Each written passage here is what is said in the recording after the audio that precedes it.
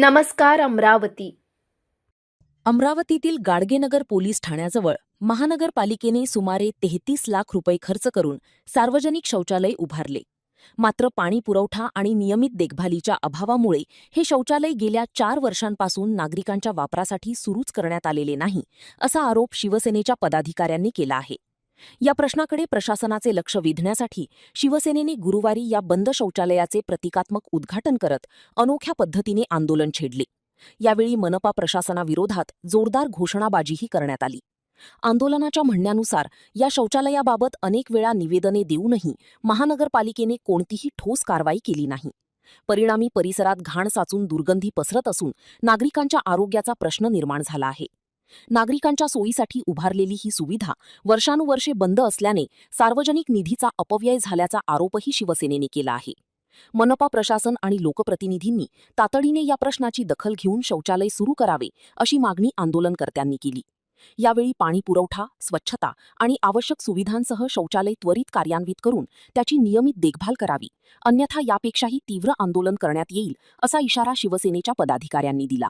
या आंदोलनात प्रदीप बाजड, नितीन तारेकर, रवी काकडे, संजय राऊत, प्रमोद देशमुख, सतीश क्षीरसागर, प्रा रामेश्वर वसू, विजय बिनोडकर, अजय बोबडे, दिलीप काकडे, अशोक उसळ, डॉक्टर गिरी, विनोद मंडाळकर, आकाश वाकोडे, अमोल कंकाळे, बंटी जामोडकर आणि रामदास माणिकपुरे यांच्यासह अनेक शिवसैनिक सहभागी झाले.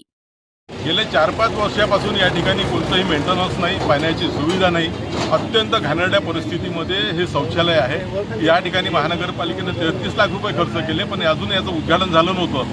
म्हणून आज एक प्रतिकात्मक उद्घाटन म्हणून माननीय महापौर आणि माननीय आयुक्तांचे आम्ही मुखवटे लावू. या ठिकाणी प्रशासनाचं लक्ष आरोग्याच्या ठिकाणी आपण लक्ष केंद्रित करण्याकरता हे शिवसेनेनं आंदोलन केलं आहे.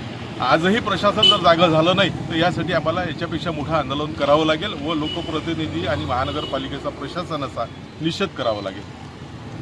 गेल्या 5 वर्षापासून हे शौचालय 33 लाख रुपये खर्च करून महानगरपालिकेनं तयार केलं. इथं पाण्याची व्यवस्था नाही, इथं साफसफाई व्यवस्था नाही. त्याच्यामुळे इथं दुर्गंधी तर आहेच आहे, पण रोगराई निर्माण होऊन राहिली. एवढं घाण आहे की उकाऱ्यासारखं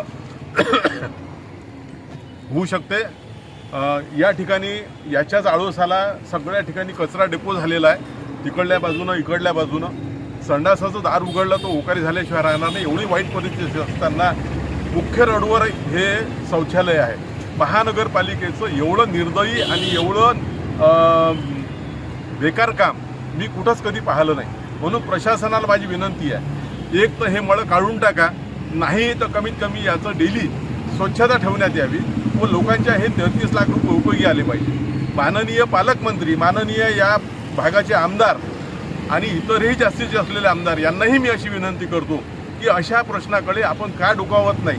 आपण इतर विषयात फार लक्ष घालता, पण जिथं आरोग्याचा विषय आहे त्या ठिकाणी लोकांना आपण सेवा द्यायला पाहिजे. तर आपण रोगराई वाढवून या ठिकाणी निर्माण करतो. म्हणून आज शिवसेनेच्या सर्व शिवसैनिकांच्या वतीने, पदाधिकाऱ्यांच्या वतीने एक प्रतिकात्मक आंदोलन आम्ही प्रशासनासाठी डोळे उघडासाठी घेतलेलं आहे. तरी जर प्रशासन जागं झालं नाही तर याचा कसा बंदोबस्त करायचा हे पुढचं आंदोलन शिवसेना आपलं ठरवेल.